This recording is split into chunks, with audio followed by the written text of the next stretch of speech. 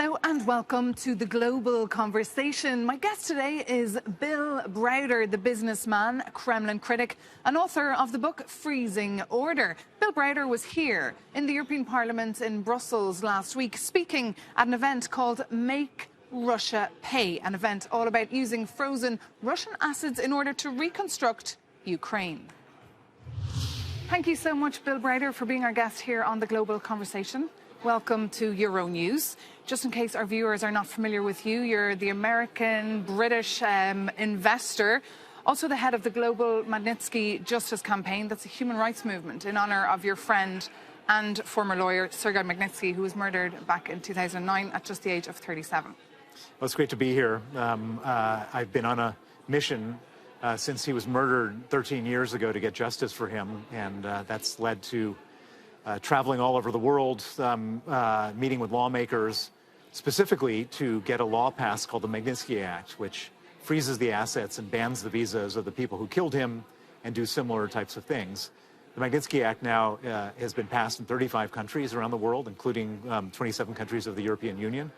And the Magnitsky Act is the template which is now being used to sanction oligarchs and other Putin regime officials around the world. And so it's, I mean, I would have never imagined both the effect of the Magnitsky Act and sadly, the need for the Magnitsky Act with what Putin has done. Well, indeed, it was in 2020, I believe, the EU approved it. Is it working?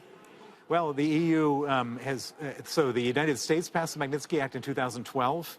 It took the EU another 8 years to do it. There's a lot of dysfunction in the EU. It's the lowest common denominator type of organization where, like, Hungary, for example, didn't want it to happen for many years, and so it couldn't happen until we could overcome that hurdle.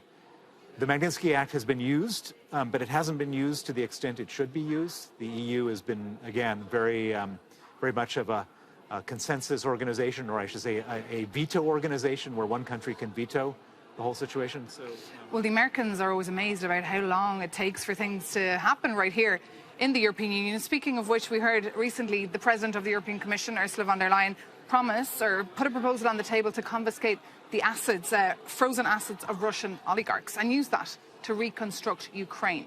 But my question to you, is that legally possible? Well, so there's two types of assets. There's the oligarch assets, and then there's the Russian state assets that have been frozen. The Russian state assets amount to $350 billion. And it seems to me that the Russian state assets is like an open and shut case.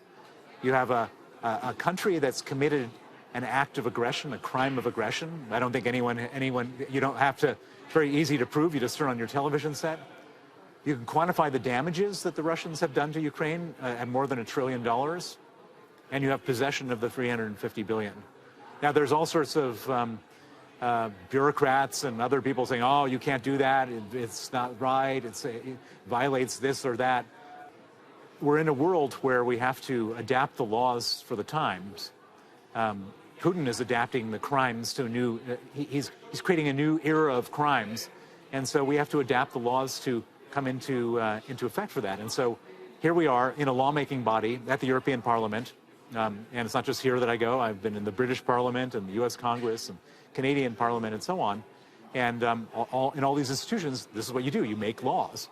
And so to the extent that there are any legal deficiencies, I think that the key to fixing that is to say, okay, let's pass a new law to close that loophole so that Putin can't go around murdering Ukrainians and not paying a price. And Vladimir Putin, obviously a man you know well. You used to be, in fact, his friend, and then you became his, quote, biggest enemy? I was never his friend. I've never actually met Vladimir Putin. At the very beginning of his presidency, our interests were aligned when he was going after the oligarchs. He then became the biggest oligarch himself. And after that, we became arch enemies. And when I passed the Magnitsky Act, he was so angry with me, you can't even imagine. He's been chasing me around the world with, there's been 8 Interpol arrest warrants, extradition requests. Even at the Trump Helsinki summit in 2018, he asked Trump to hand me over. He's really been obsessed with me since the Magnitsky Act. Obsessed with you, and therefore you can never set your foot ever back in Russia again.